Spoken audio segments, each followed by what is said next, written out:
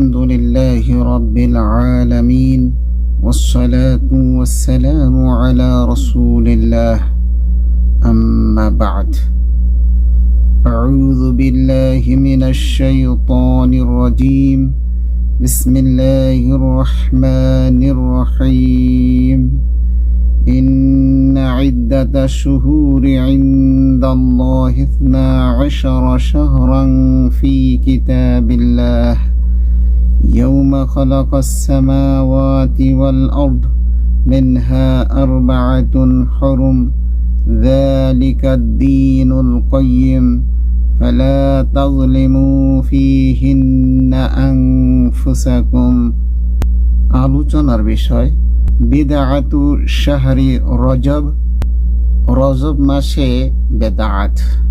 শ্রদ্ধেয় দিনী ভাইরা, আজ আমরা একটি গুরুত্বপূর্ণ বিষয়ের উপর সংক্ষেপে আলোচনা করব, আর তা হচ্ছে রজব মাসে প্রচলিত বেদাত। অনেক সময় অজ্ঞতা ও আবেগের কারণে আমরা এমন কিছু আমল করে ফেলি যার কোনো প্রমাণ কোরআন ও সহিহ সুন্নাহতে নেই।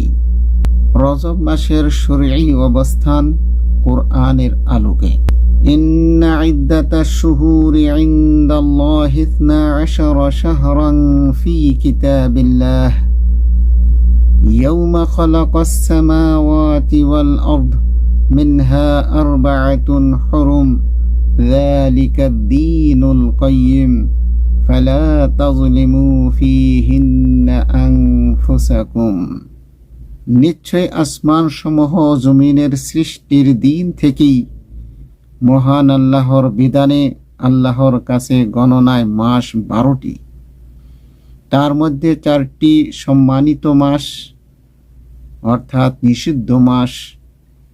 এটাই প্রতিষ্ঠিত দিন, কাজী এর মধ্যে তোমরা নিজেদের প্রতি জুলুম করো না।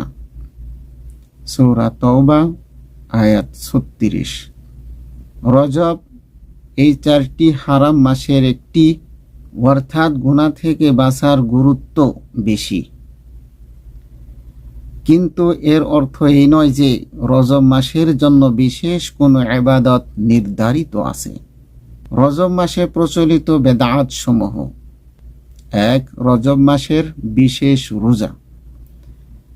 অনেকে মনে করেন রজব মাসে নির্দিষ্ট দিনে বা পুরো মাস রোজা রাখা সুন্নাহ, কিন্তু রাসূলুল্লাহ সাল্লাল্লাহু আলাইহি ওয়াসাল্লাম থেকে রজব মাসকে কেন্দ্র করে বিশেষ কোনো রোজার সহিহ হাদিস নেই। ইমাম ইবনু রজব রাহিমাহুল্লাহ বলেন, রজব মাসের রোজা সম্পর্কে কোনো সহিহ দলিল নেই, কাজী এটা সুস্পষ্ট একটি বেদাত। সুতরাং আমাদেরকে এই বেদাত কর্ম থেকে দূরে থাকতে হবে। 2. 27 রজব মেরাজের রাত উপলক্ষে বিশেষ ইবাদত, বিশেষ নামাজ, রোজা, জাগরণ, মিলাদ সবই প্রচলিত একটি বেদাত। সুতরাং এই বেদাত কর্ম থেকেও আমাদেরকে দূরে থাকতে হবে। অথচ মেরাজের নির্দিষ্ট তারিখ প্রমাণিত নয়।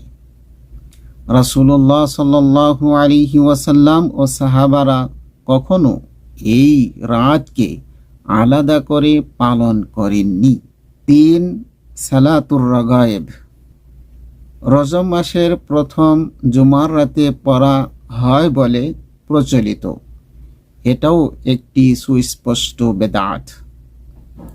রাসূলুল্লাহ সাল্লাল্লাহু আলাইহি ওয়াসাল্লাম বলেছেন, মান আহদাথা ফি আমরিনা হাযা মা লাইসা মিনহু ফাহুয়া রাদ্দুন।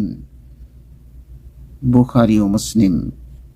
অর্থ, যে ব্যক্তি আমাদের দিনে এমন কিছু সংযোজন করবে যা এর অন্তর্ভুক্ত নয়, তা প্রত্যাখ্যাত। হাদিসটি বুখারী ও মুসলিমে বর্ণিত হয়েছে। রজব মাসে আমাদের যা করণীয়, যা সঠিক: 1. সাধারণ নেক আমল করা, 2 নফল নামাজ, রোজা, দোয়া কোনো দিন সময় নির্দিষ্ট না করে করা। অনির্দিষ্টভাবে নফল আমল যে কোনো সময় যে কোনো দিনে বেশি বেশি করা কোনো সমস্যা নেই। 3 শাবান ও রমজানের প্রস্তুতি নেওয়া। 4 বেদাত থেকে নিজে বাঁচা এবং অন্যদেরকেও সচেতন করা। 5 জিকির, আজকার এবং অন্যান্য নফল ইবাদত অনির্দিষ্টভাবে বেশি বেশি করার চেষ্টা করা। 6 নম্বর নিজের উপর জুলুম না করা এবং অন্যের উপর জুলুম থেকে বিরত থাকা, অর্থাৎ যাবতীয় গুনাহ থেকে বেঁচে থাকা। বেদাতের ভয়াবহতা। হাদিসে এসেছে রাসূলুল্লাহ সাল্লাল্লাহু আলাইহি ওয়াসাল্লাম বলেছেন, ওয়া শাররুল উমুরি মুহদাসাতুহা ওয়া কুল্লু মুহদাসাতিন বিদআহ ওয়া কুল্লু বিদআতিন দালালাহ ওয়া কুল্লু দালালাতিন ফিন্নার। দিনের সবচেয়ে নিকৃষ্ট বিষয় হলো নতুন সংযোজন, আর প্রত্যেক নতুন সংযোজনই হচ্ছে বেদাত, আর প্রত্যেক বেদাতি হচ্ছে পথভ্রষ্টতা, আর প্রত্যেক পথভ্রষ্টতার পরিণাম হচ্ছে জাহান্নাম।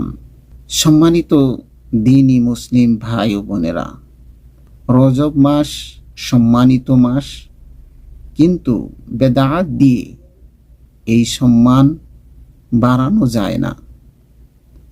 দিনের সৌন্দর্য হলো কোরআন ও সুন্নাহর অনুসরণ।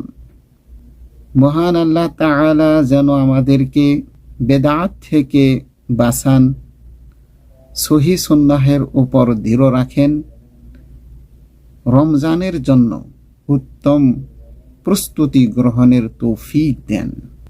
আমিন ইয়া রাব্বাল আলামিন। ওয়া সাল্লাল্লাহু আলা নবিয়িনা মুহাম্মদ।